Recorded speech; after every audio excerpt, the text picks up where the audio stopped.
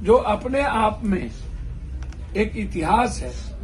बदरपुर दिल्ली को चेंज करता है। बदरपुर एक संघर्ष करने का जगह है।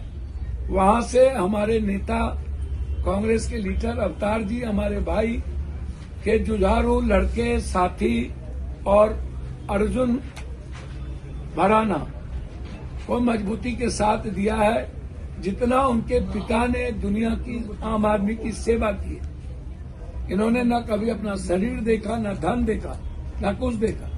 आम आदमी के लिए इनकी तिजोरी खुली रहती है। आम आदमी के लिए लड़ने वाले लोगों में से है। और राहुल जी के ये सच्चे सिपाही, इन्होंने राहुल जी ने टिकट दिया। ये बहुत हम लोगों के लिए गर्व का विषय है। राहुल गांधी यूथ को जिस तरह से बढ़ा रहे हैं, आज बदरपुर विधानसभा में एक सपना, एक उम्मीद और विश्वास जगा है कि फिर से हमारा नेतृत्व मूलधन के रूप में और सूद ब्याज के रूप में हम तीनों मिलकर के काम करें। धन्यवाद।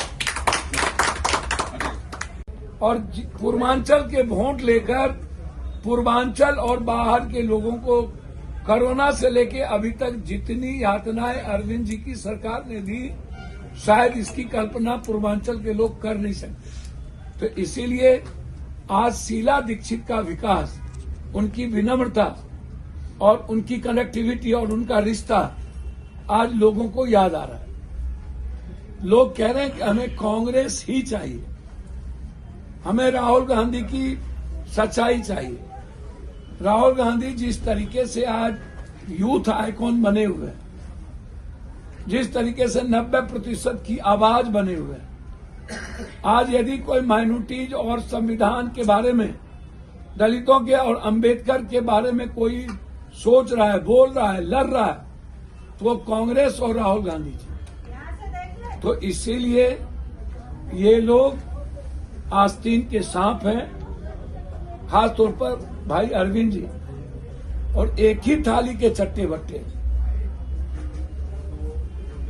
पीठ में खंजर बीजेपी और अरविंद जी ने मिलकर अन्ना हजारे के कंधों पर बंदूक रखा और शीला दीक्षित को बदनाम करने के लिए विकास की प्रगति को रोका। इसीलिए 3 बार के बाद दिल्ली की एक ही आवाज है, कांग्रेस हाथ साफ, राहुल गांधी और शीला दीक्षित का विकास। याद रखना, नरेंद्र मोदी लड़ता है, उससे लड़ लेंगे, लेकिन जो आदमी छुपा दुश्मन हो, जो पीठ में खंजर भोगता है, उसका नाम अरविंद केजरीवाल है। न वो वाल्मीकि की बात करेगा, न वो सीए की बात करेगा, न एनआरसी की बात करेगा, न वो दंगे में जाएगा तब बात करेगा, न वक्फ बोर्ड की बात करेगा, न वो संभल की बात करेगा, न गुजरात में कोर्ट ने जब बलात्कारियों को छोड़ दिया उसकी बात करेगा, यहाँ जिंदा जला दिया हमारी बेटी को, ना उसकी बात करेगा। वो नंगा तार समझते।